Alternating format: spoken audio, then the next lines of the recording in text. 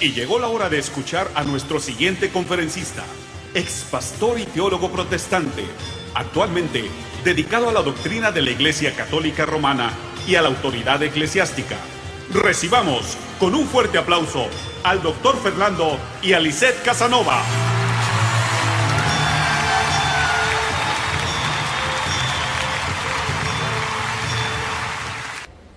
La clase más importante de teología sistemática que yo daba establecía un parámetro para la teología protestante, y el parámetro era la Escritura, la Biblia, y solo la Biblia es norma de doctrina,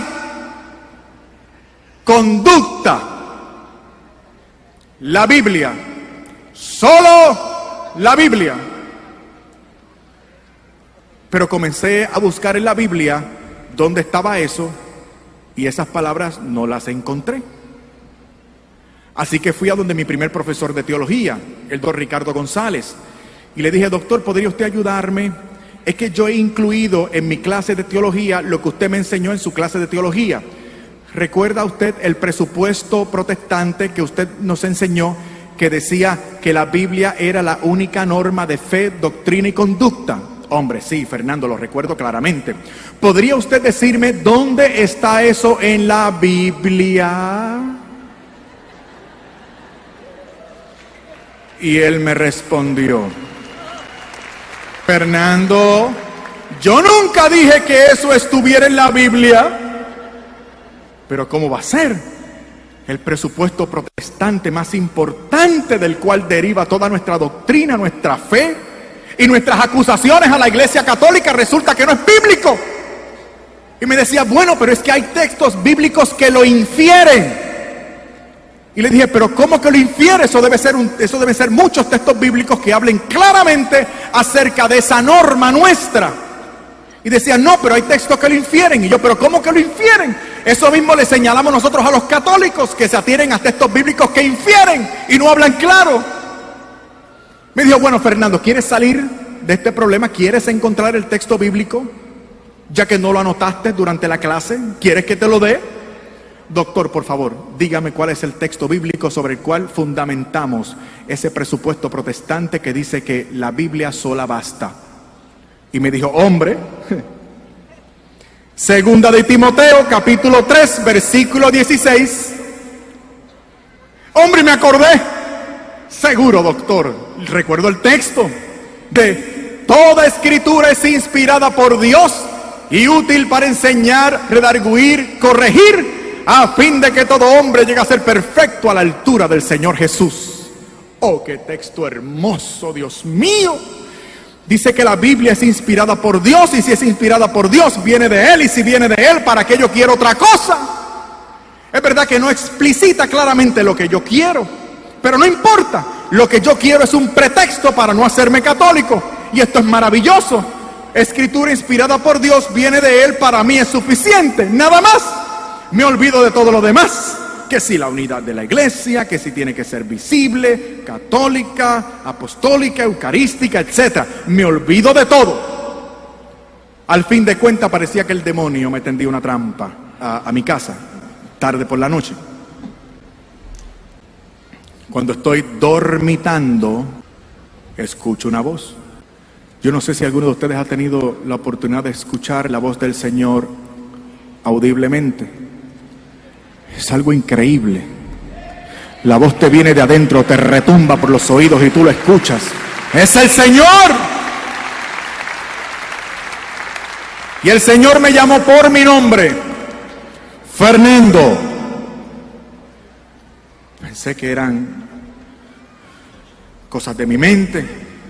Estaba entre dormido y despierto. Y me quedo despierto. Fue una sensación extraordinaria escuchar aquella voz. Ahora sí estoy despierto y escucho la misma voz: Fernando. Tuve mucho temor, supe que era el Señor, me tiro de rodillas al lado de mi cama y digo: Señor, aquí estoy.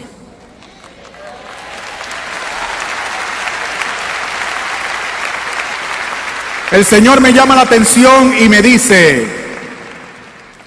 y dices tú ser teólogo. Yo estaba temeroso y por si acaso le dije: Señor, tú lo sabes. Y el Señor me recriminó audiblemente: pues no seas irresponsable, profundiza en el texto. Supe que el Señor me hablaba de 2 de Timoteo capítulo 3 versículo 16, el texto bíblico que había esgrimido a mi favor para no hacerme católico, aquel que decía que la escritura era inspirada por Dios y yo había deducido que por lo tanto era suficiente. El Señor vuelve y me dice: profundiza en el texto. El jefe había dado una orden. Al otro día, otra vez, al seminario, a la biblioteca, mucho estudio, mucha Biblia y mucha oración. ¿Saben ustedes lo que descubrí estudiando aquel pasaje bíblico? Miren lo que descubrí, voy a resumir y después explico en detalle. Descubrí a partir de ese día que no es posible encontrar en la Biblia una oración o una palabra, una coma, un punto que justamente interpretados contradigan la excelencia y la doctrina de esta Santa Iglesia Católica. Descubrí que esta es la iglesia de la Biblia y que no hay en la Biblia nada que contradiga la excelencia y la doctrina de esta Santa Iglesia Católica. Nada. Y se lo voy a demostrar. Porque de hecho, algunos de ustedes les han arguido con ese texto. ¿A qué se refería el apóstol San Pablo con toda escritura es inspirada por Dios? ¿Saben a qué se refería?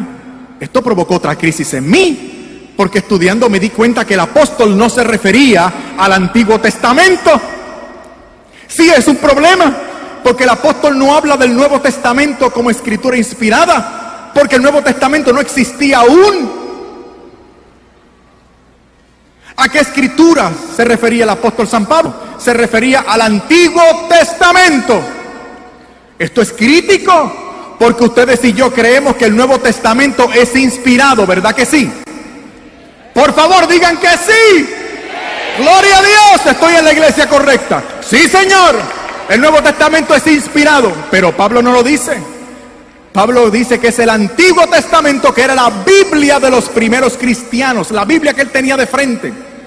La Biblia que se cita en el Evangelio más del 90% de las veces es el Antiguo Testamento, traducción griega, el Antiguo Testamento griego, Código de Alejandría o Septuaginta, como le llaman los estudiosos. O sea, la escritura inspirada por Dios no era el Antiguo Testamento según San Pablo, sino el Antiguo Testamento, y además el Antiguo Testamento griego, traducción griega, que era la Biblia de los primeros cristianos. ¿Y qué con eso? Escuchen bien. Que esa Biblia que San Pablo llama inspirada por Dios, el Antiguo Testamento griego, contenía los libros deuterocanónicos que yo no tenía en mi Biblia evangélica. Ahora el texto que yo arguí a mi favor para no hacerme católico se vertía en mi contra para señalarme a la única iglesia que sí ha perseverado toda la vida en la enseñanza, en la instrucción de que esos 7 libros son divinamente inspirados. Y entonces viene la otra parte de la crisis. Me cuestionaba yo mismo: Señor, con razón yo no creo que pueda interceder por mis familiares difuntos después de muertos. Si lo hemos sacado de la Biblia, estaba en 2 de Macabeos capítulo 2 versículo 46. Con razón yo no creo que pueda gozar del favor de los santos y los ángeles del cielo a mi favor. Si lo hemos sacado de la Biblia, estaba en Tobías 12:12. Además de 2 de Macabeos capítulo 15, Jeremías capítulo 15 versículo 1, Apocalipsis capítulo 5 versículo 8 y capítulo 8 versículos 3 y 4. Señoras y señores, esta es la iglesia de la Biblia.